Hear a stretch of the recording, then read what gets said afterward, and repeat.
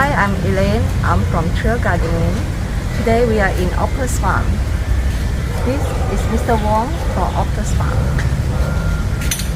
So you may introduce some about your beautiful farm, how you start to grow, and introduce some background. Thank you. So hi, my name is Wong. I'm from Opus Farm. So welcome to our small urban farm.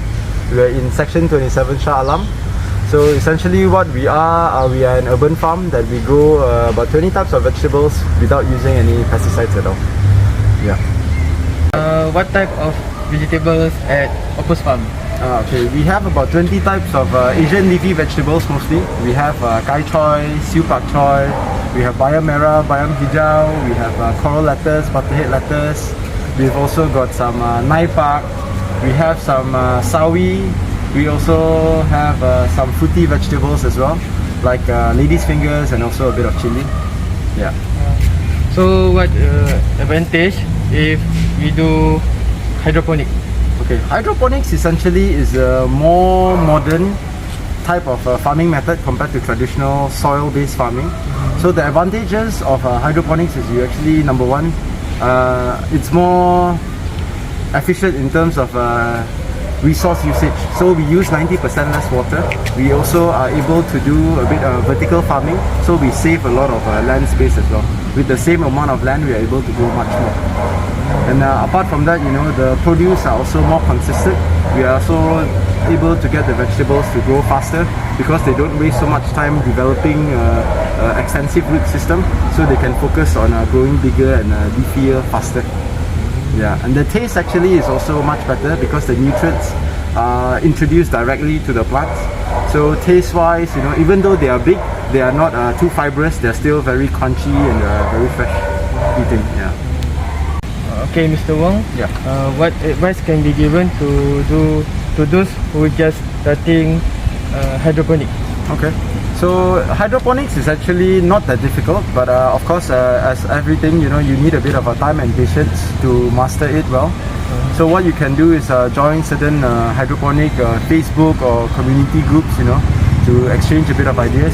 There's also a lot of information available on online platforms, YouTube and all that. So you are able to get a lot of useful information there as well. But of course, you know, a lot of this information, you know, some of them, they are circumstance is a bit different. Maybe they're from a winter country or this and that, you know. So you need to try and error some of the things to see whether it's suitable for your own house setting.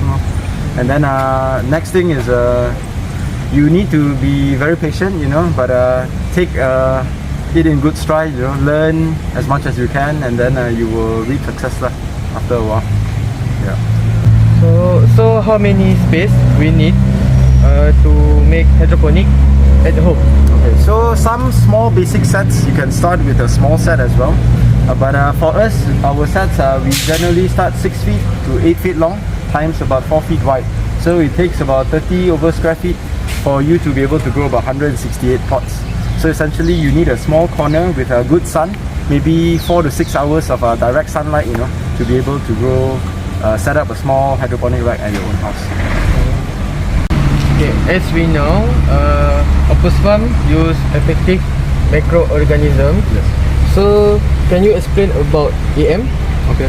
So microorganisms, they are good ones and also they are bad ones. So the bad ones are actually what we call pathogens. Pathogens don't bring any benefit to your plants. You know, sometimes if anything, they try to disrupt your growth of the plants. They will attack the roots and they will cause the plants to have a certain root rot and also wilt and also die. EM is the other opposite. They are effective microorganisms. So organisms that are able to help your plant grow better, grow faster, grow stronger. So some of the EMs outside there, you know, which are the more popular ones are like lactobacillus. So what this will do is, number one, it will colonize the space there to repel any bad pathogens, you know, if the good ones are really there, you know, the bad ones are not able to penetrate as easily. Secondly, is they also bring certain benefits to strengthen root growth and also enable the vegetables to grow better, stronger, faster. Yeah. Okay, Mr. Wong. Yeah. What is different between pesticide and non-pesticide vegetables? Okay, so generally we know that vegetables are good for you, but what we don't know is behind the scenes, a lot of commercial farmers or traditional farmers use a lot of pesticides in their vegetables. So pesticides are essentially chemicals which are harmful to the pests, to repel pests, but it is also harmful to humans if not used properly. So pesticide-free vegetables, like what we are doing here, are vegetables which totally don't use any pesticides at all. So what are the benefits of pesticide-free vegetables? You are able to consume vegetables and all the good nutrients, without all these harmful chemicals. Essentially, these will also enable your body to be healthier and stronger, and you at least it's safe for your family and your children as well. Okay, Mr. Wong. Yeah. Do you recommend to planting hydroponic at home? Yes, of course, strongly recommend it. So hydroponics, as earlier mentioned, so the advantages are quite vast. It's a more convenient way of planting. You get a better efficiency in terms of usage of resources. It also saves time. It is also more convenient to be growing. You don't have to. It's not back-breaking work where you have to be under the hot sun and squat down or bend over a lot of the time. Here, you are able to do it reasonably comfortably, at your own time, and it also looks very nice, as a showpiece for your house as well. So of course, we would definitely recommend hydroponics planting in your own homes.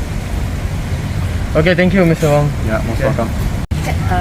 Thank you, Shami from Trail Gardening, and thank you, Mr. Wong from Opus Farm. Most Thank welcome. you.